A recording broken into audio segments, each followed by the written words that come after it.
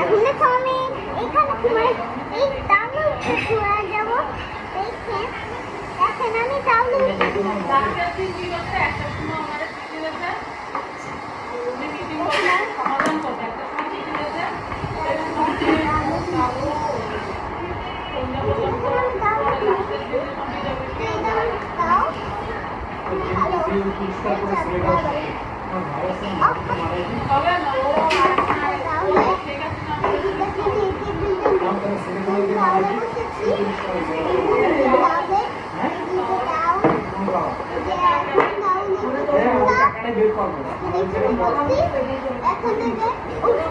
আবার